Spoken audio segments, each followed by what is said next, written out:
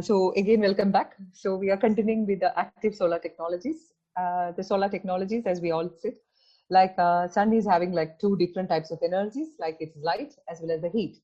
So if you are using some devices to convert that energy into electricity, that type of technologies, we call it as active solar tech energy. So in that one, we are having like three major types. One we call it as solar thermal, and the other one is solar thermoelectric, and the other one is solar photovoltaic. So what, from the names itself, it is very clear. No need of any explanation. For example, solar thermal. Thermal means you are converting the sun's radiations. You are transformed into heat energy. You are not using it for producing the electricity. You are stopping there. And in that one, you are using it for drying, cooking, water heating, all the familiar things. If you want to dry your clothes, you put it outside. That is solar thermal because you are using the sun's heat to dry your clothes. That's it. So if you want to heat something out, even the water, you can just put it outside for some time. Again, it will be hot. So this techniques, we call it as solar thermal. You are converting the radiations into heat energy. Now, if I say solar thermoelectric, what is the difference? Here, the radiations are first transformed into heat and then you are converting into electricity. So this is like a two-step process. That means radiation, heat, then into electricity, and you are using this technique for producing the electricity. Photovoltaic means you are using the other part. What is the other part? Now you are using, till now we said about heat. Now sun is also giving us light. So if you are using the light energy, that means conversion of the sunlight into electricity, we call it as solar photovoltaic. So these are the three major active solar energy technologies. So solar thermal, solar thermoelectric, as well as solar photovoltaic. So these are the three. Then if I, now we want to study a little more in detail about all these three active techniques. One is solar thermal or thermoelectric techniques. So I start with this.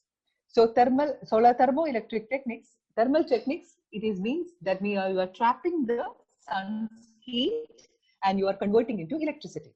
So in order to trap or to collect the heat, you need something, and that's why we call it as an active technique. So what is that device? So the device used for collecting the solar radiations and converting into thermal energy, we call that as solar collector. So solar collector in this talk, it is a device that is used for collecting the sun radiations and you are converting into thermal energy. So if you take like a solar collector, the purpose of a solar collector is what? They are having like, they are two jobs to do. What are the two jobs? The first one, they are capturing the solar radiations and they are converting into heat. That means the radiation is converted to heat energy. Now this heat energy, they will transfer it to a medium. Let me explain with a very simple example. That means if you are in a hot day, if you are wearing a black dress compared to a white one, you will feel more hot. What is the reason? Because black is a very good absorber. So what this black dress is doing to you? The black dress is capturing the sun's radiations.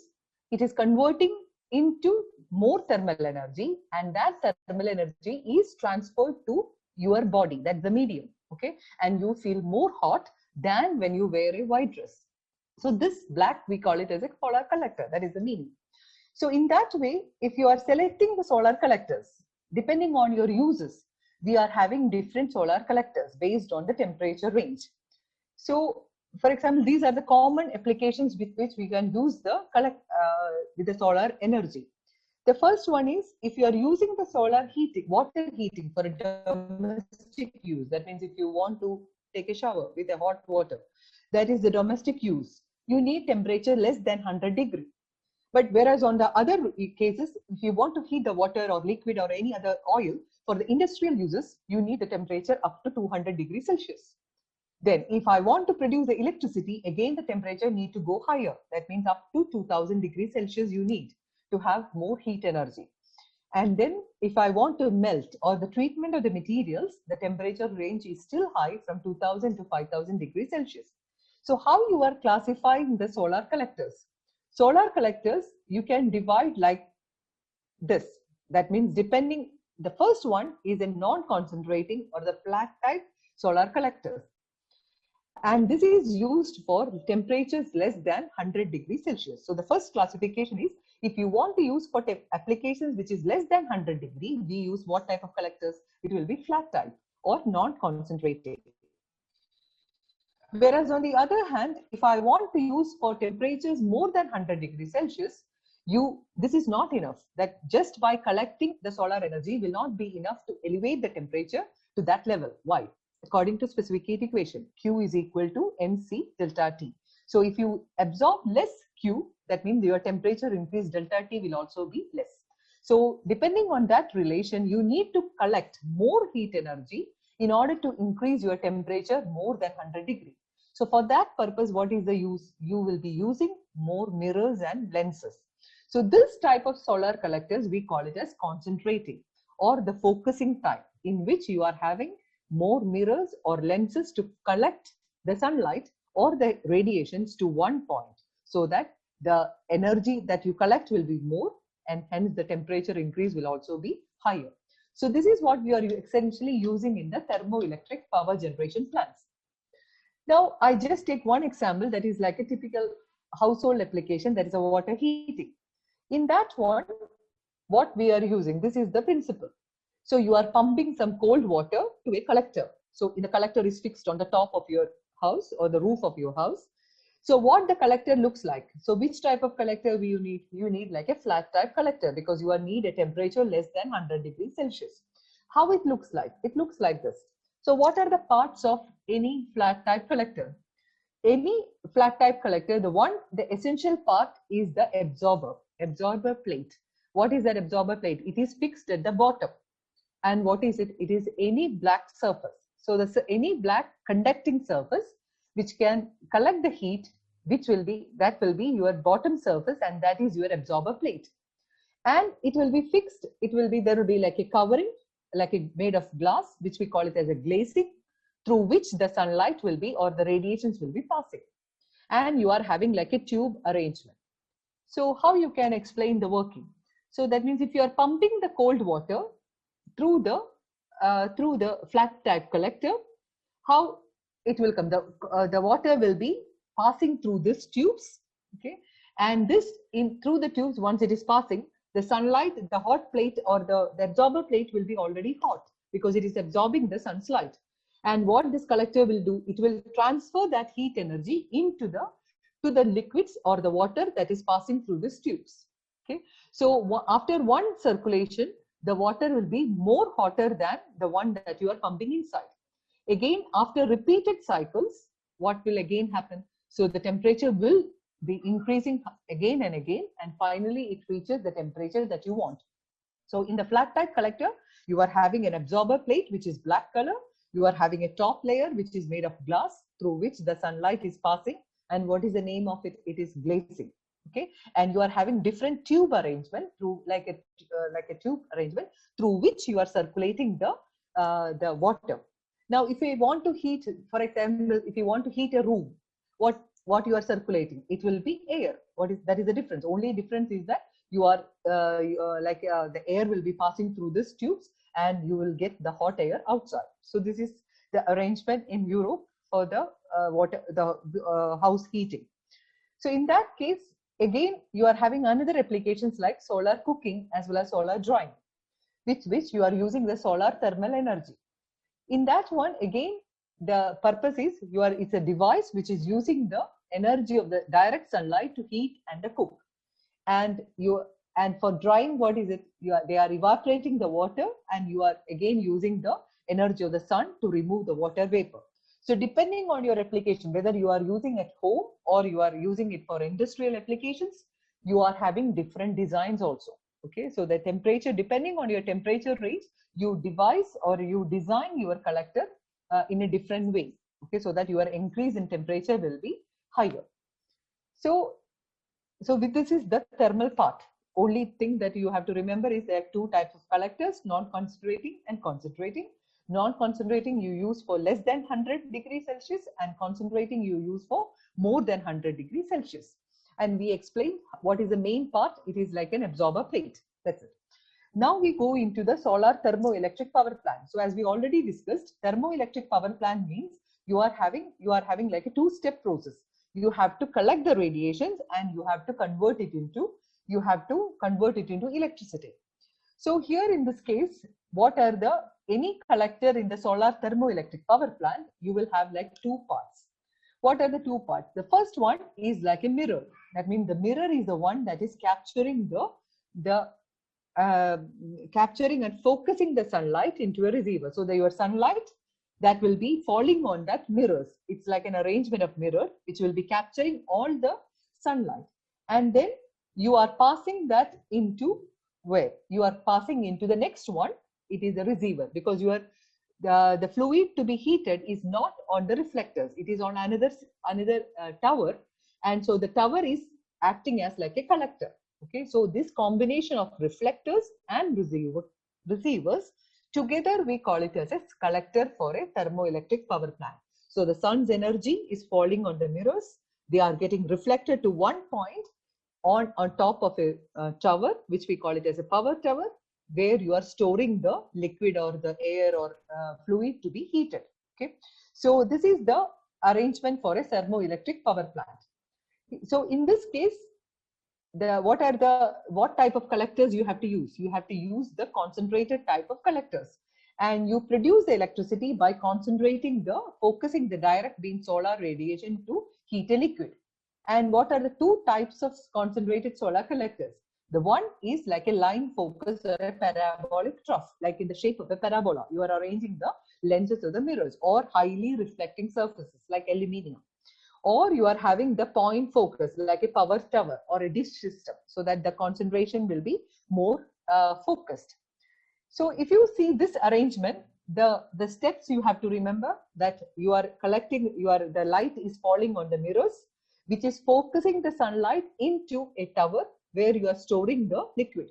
So all the heat energy will be collected by that receiver, and the temperature increase will be very high according to, again, the specific heat relation. More heat energy you are receiving, so more temperature range or more temperature increase. And with that heat energy, what will happen? It will be converted into steam. The water will be converted into steam at the same high temperature, which will be sent into a turbine. So as you can see in this one, which will be sent to a turbine or to a generator to rotate, and that will produce the electricity. So the heat energy is converted into electricity with the help of turbine or the generator. Okay, so this is the principle of the concentrated solar thermoelectric power systems. So this is the world's largest power station, which is called as a Noor power station, and that is it is located in Morocco. The name is Ouarzazate. Okay, in Morocco, it's a capacity of around 500 megawatts. And how many heliostats is using? It's about 7,400 heliostat they are using. Each mirror. Heliostat means what? Heliostat, it's like a collection of mirrors. Okay, so how many mirrors you are using? That means around 7,000 heliostat. Then in that heliostat, there will be many mirrors. Okay, so all these mirrors will be arranged. And what is the size of each heliostat? It's about 178 meters square. That is the size of a tennis court. And it is covering about like an area you can imagine. And it is focusing to a tower. All the sunlight will be focusing to one tower, which is at a height of 243 meter high central tower. So from this itself, you can see one of the disadvantages of this technique. You need a large land area to erect such a power plant. So that things we will discuss later. So this is with this, we are finishing the thermal part, thermal energy, solar thermal, as well as solar thermoelectric power plants. Then if you see the global energy capacity of the concentrated solar power, you can see that it is all again on the rise. And last year it grew about 11% to 6.2 gigawatt. So altogether, now the energy capacity is about, you can, from this technique, you are generating, the world is generating about 21.2 gigawatt hours of energy. Okay. So, and especially the United States as well as Spain are the major, the producers of this energy all over the world, and the rest of the world is contributing less. And now we move on to the major one, that is a photovoltaic cell. So as we already discussed, what is photovoltaic cells? That is like a semiconductor devices that is converting the sunlight into direct current electricity. Okay, so in that one, if I want to explain about, so it is like a semiconductor device. To explain about any semiconductor device, you have to start from the basic material. In this one, you are always, most of the cases, you are using a photovoltaic material is silicon. And if you are doping the silicon with a pentavalent impurity, then you are getting like N-type semiconductor. And if you are doping it with trivalent impurity, you are getting P-type semiconductor. Since you all are from science background, I'm not going more into the details, but you know what is N-type and P-type semiconductors. Now, if you join this N-type and P-type semiconductor, what exactly is going to happen? The electrons from the P side, from the N side, will move to the P side to fill with the holes because they get attracted. So once they cross, what happens in the N region? The N region is like losing the electron. So you are forming like a positive ions on the N region, and the P region is getting some extra electrons. So they are having like a negative ions. So which will be fixed at the junction where the crossing is happening. So at that time, when more and more electrons are crossing from the N to the P-type region, what can happen? More and more electrons will be deposited on the junction. So this we call it as, they form like a potential barrier. Why? What is the meaning of potential barrier? That means the electrons, the negative ions on the P region, they will not allow further electrons to cross to the P region after some time. And so what happened? They will repel. They will repel the electrons back to the N region. So it will make the electrons harder for the N side to cross to the P type or P side.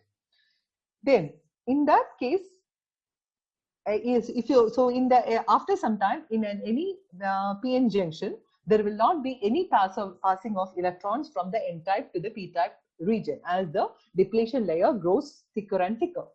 Then now if the light is falling on the solar cell in the PV, you are converting the light into electricity. So in this PN junction, if the light is falling, the light is made up of photons, and that will produce large number of electron hole pairs, millions of electron hole pairs. So this electron and hole pairs, because of the potential barrier, they cannot cross. The electrons, all the electrons from both sides will be repelled to the N side, and all the holes will be repelled to the P side. So they cannot cross. So all the time, the electrons have a tendency to join with the holes on the P side. How we can make it happen? Only by connecting an external circuit.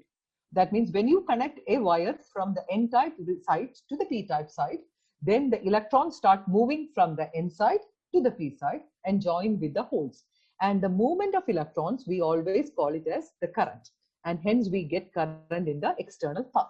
So this is the working of a PN or a photovoltaic cell. This is the principle of a photovoltaic cell. So and now if you see the parts of any PV panel, so if you take, this is the principle.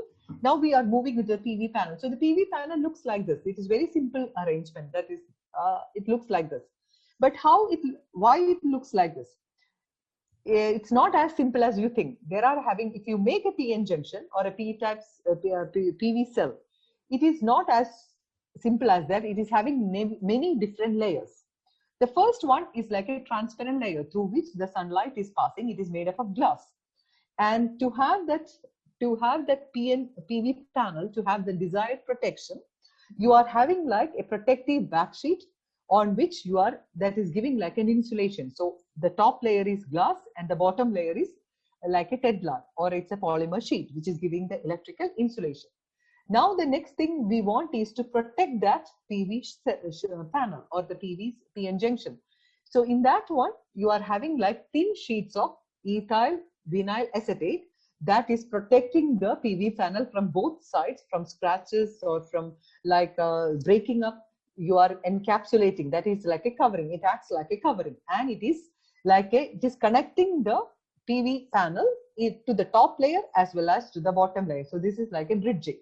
And the whole thing you are fixing on an aluminium frame to have the desired robust structure. So this is a part of any PV panel. So from PN junction, you are making like a PV panel. So what exactly is a PV panel? From where this term came? So actually, once you take one PN junction, we already said that is a PV cell. So one PN junction, it is producing how much voltage? It will be very less. The flow of current will contribute only very less voltage in the order of 0.00 volt, 0.002 volt or something. This will not be enough for any purpose. So what essentially we need? We need to produce higher voltages and higher currents. So in that way, what is the arrangement? If you connect something in series, your voltage will be added up. And if you connect something in parallel, your current will be increased. So you are using the same principle here also. If you arrange many PN junctions in series and parallel, we get the first unit, which we call it as module. That means module means it is having many PV cells arranged in series and parallel to produce more higher voltage. But sometimes for the application, that will not be enough. That we need again higher voltages. So in that cases, how you can get that? We have to arrange many such modules in series and parallel. So that we call it as array. Okay, array or panels. Okay. So from the cell, you are getting the module, and from the module, we get panel or the array. And that is what we call it as a power generating unit. So if you take any module, the structure or any panel, the structure will be having different layers. You are having the cell, the PV panel, then you are having encapsulants, you are having top layer, and you are having the bottom protective layer. So with this, the PV cells, we are taking we are going to the largest power plant with the PV cell, and it is we have to be proud of this fact that it is in Kurnool district in Andhra Pradesh. It is covering an area of about 24 kilometers square. This happened quite recently, that is in 2017, we took over. Earlier it was in another place, it was in California. Now it is in India. The largest PV power plant is in India. It's using about how many solar panels? How many panels? It's about 4 million solar panels, each with a capacity of 315 to 320 watts. And with this arrangement, they are again generating about 8 million kilowatt hours of electricity. So as you can see that this is also the major disadvantage again is the land cost, because you need a large area to produce this much of power output. But still, things are getting better each day. Now, you have to know the basic principle, how you can use the PV systems for the power generation. The first type, we call it as a standalone system. Standalone system means you don't have an existing grid or existing electricity supply in that place, like in deserts. How you can use a solar PV system for producing the electricity? So actually, for the normal applications, you will always need the AC. But as you all know, in the PV panel, we already saw that the current is always flowing from the electrons are flowing from N to P. So the current will be from P to N. So it is like a unidirectional current or DC. So if you want to use it for AC applications, we need a device which we call it as an inverter. So in the solar PV system, if I want to use in a desert where there is no provision of electricity, how you can use it? The sunlight is converting into electricity with the help of PV system, and you are having like a controller, like a switch, which is giving the output, and you are giving it to a device which we call it as inverter. So what is inverter is doing? Inverter is a device for converting the DC into AC. Then you are feeding into your appliances. But on the other hand, sometimes you produce more than you need, what you need for your appliances. Then no need to waste it. Always you can store it with the help of a battery. So you need a battery storage system also in the standalone systems. So in the PV systems for power generation, two major additional equipments we need are inverters and the battery for your applications. Then right now we are more interested in the grid or utility connected systems. What does that mean? That means existing electricity is already there. That means in your house, you want to use the PV systems. So how you can make it work? In the morning or in the daytime, you already know that the sunlight will be more. And what the PV panel will do? PV panel will make more electricity, or most of the time it will produce more than what you need in your house. So how you can do that? So the inverter will be converting the DC into AC, and whatever you need, you are using in your home, but whatever is extra, you are giving to your grid. Okay, that means you are providing electricity to your company, so, or your electricity company. So what is the advantage? You are having two advantages. One advantage is that your electricity will be reduced, because they will reduce your bill according to what you are providing. And also at the same time, you're reducing the use of the fossil fuels. Then sometimes what will happen in the night or in a rainy day, most of the times, then the PV panels will not work the way that you want, or it will not produce as you need. Then what is the solution? Then you can take whatever you need from the grid or from the battery that you are using for storing the extra energy.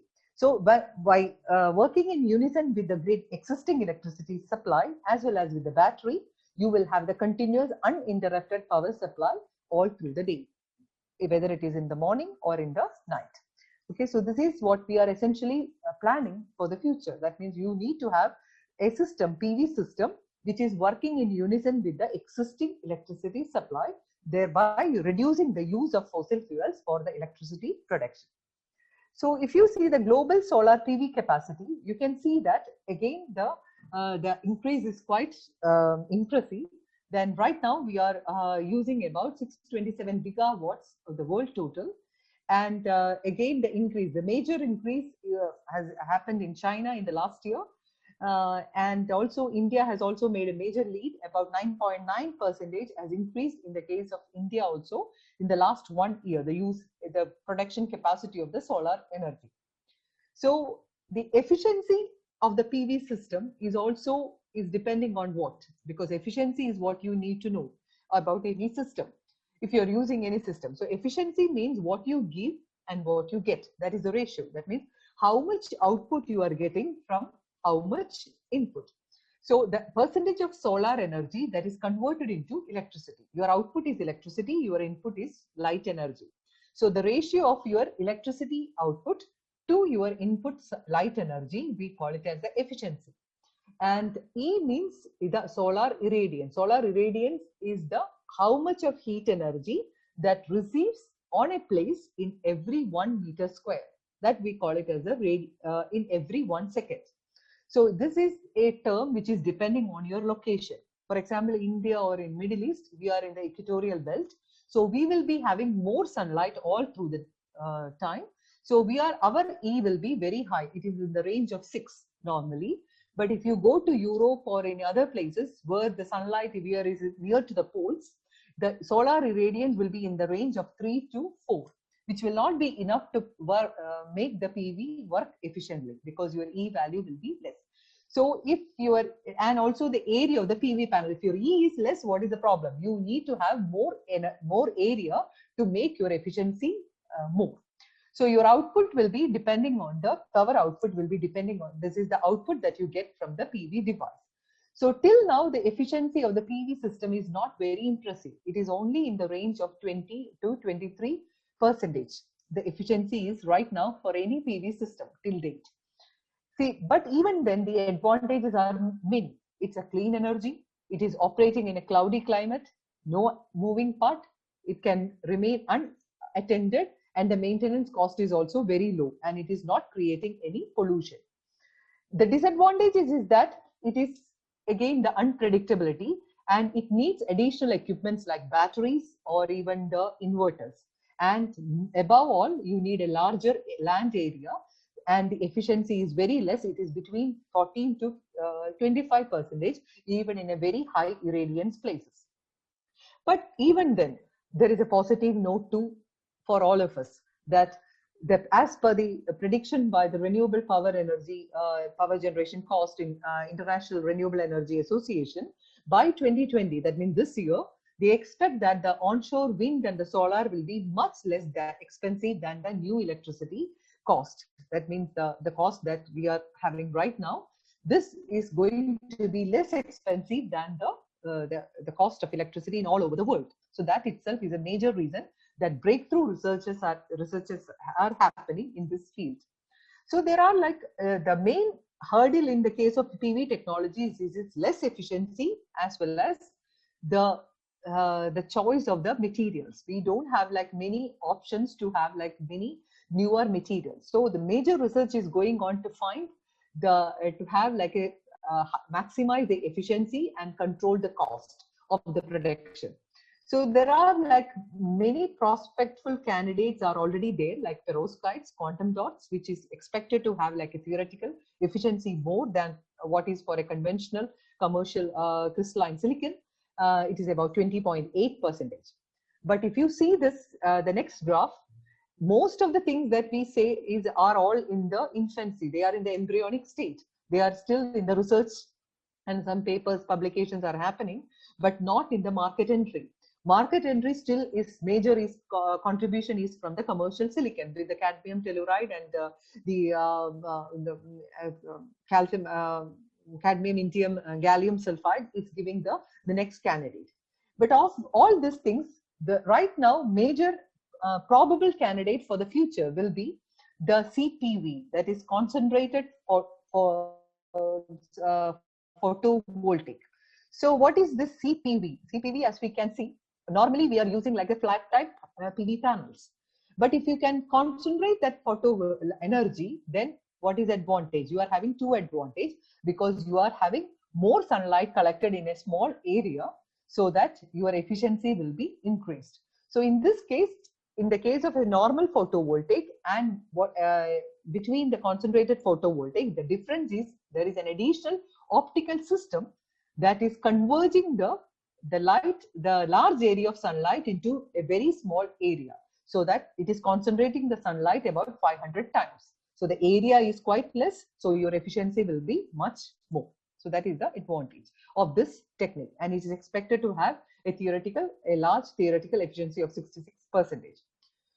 Quite recently, maybe in July, there was like a breakthrough research, again that is very like a promising candidate, in which they are combining the two techniques, in which you are combining the solar thermal as well as the solar thermo, the photovoltaic together, so that it's like a hybrid solar converter, and they claim to have like a higher efficiency of about 85%, low cost, as well as it is having a wide spectrum of solar energy. They are using both thermal as well as the PV. And the result is already published in a journal with the title Solar Cogeneration of Electricity with High Temperature Process Heat. So this is like a breakthrough research. Then there are like many solar power, panel technologies that can revolutionize the future. That means just to have a common idea. One such one is the floating solar farms or photovoltaics, in which you are, in order to reduce the land cost, you are floating the PV panel on the surface of any wastewater bodies also, so that that is allowing the land cost on the first hand, and also because of the cooling effect by the water, the PV will not get heated too much, so the efficiency also is expected to increase 8 to 10% more. So this is one probable candidate for the future. And another one is that BIPV technologies. In this BIPV technologies, what is this? Building integrated photovoltaic technology. So the building itself is making as a photo panel, so that it is absorbing the solar light and it is converting to electricity, so that it is just like you don't have any other extra arrangement on the roof or the facade. It is providing the material, and also it is the material building itself is acting as a PV panel. So it is reducing the electricity cost, and also it is reducing the use of other extra arrangements. So that is also another technique that is on the boom. So with all these things, we are now almost concluding our talk with the potential of the solar energy in India. India is having the highest potential. Why? Because it is in the equatorial belt, which is having around 300 to 330 sunny days a year. And so that means average irradiance is always in the range from 4 to 7 in most of the parts of the countries. So that means it is these are the places where we can always have the PV panel or even the concentrated solar thermal power plants. According to the current status, we can see that already India is in the high position. That means India has acquired the 5th rank in the world in the solar power deployment. And the capacity is reaching about, by the solar power, only that share is reaching about 9.6% at the end of the 2019. And last 5 years, the solar power capacity has increased by about 12 times. So don't forget that when I say solar, it is also contributed. When I said in the first slide, those energy resources which is directly or indirectly derived from the sun. And what are those? They are sun, they are solar energy, they are wind energy, and they are wave energy. So these are, if you combine all these three and even the biomass, all the four are all directly or indirectly, they are deriving from the sun. So all this together is contributing about, now the energy is about 9.6% increase in that energy. So our target is installing about 100 gigawatt of grid connected solar power, the PV panel, by the end of 2022, according to the data from the MNRE, Mercom India Solar Project Tracker, as of 31 December 2019. So with this, we can always say that our future is indeed very bright. So I just want to conclude my talk with this note that renewable energy is always an essential part of our strategy for the decarbonization, decentralization, as well as the digitization of the energy. And we always need a transition to clean energy about making an investment in our future. So if the things are going in this way, we can always anticipate that by 2050, we will have like all the usage will be completely relying on the renewable energy, and usage of the non-renewable energy will be reduced to around like 20%, and 80% will come from the renewable energy resources, and that will be our target globally. So so my concluding remark will be this, that I don't want any of you to protect the environment, but we all can create a world where the environment does not need any protection with the use of renewable energy. So thank you so much for all your attention and all your time. And before I conclude again, I just want to acknowledge those people who made it possible. Dr. Bensujin, our choice and a registrar, and for his wholehearted support. And my colleagues, Mr. Rajan, he is a former choice, Dr. Rajesh, Dr. Shaista, Amira, all from my department, and my colleagues, and the rest of the faculty members of my Applied Science Division, who is always there for me for any help. And also to all of you for your kind attention and uninterrupted delivery of my talk. So thank you so much for your attention. So with this, I conclude.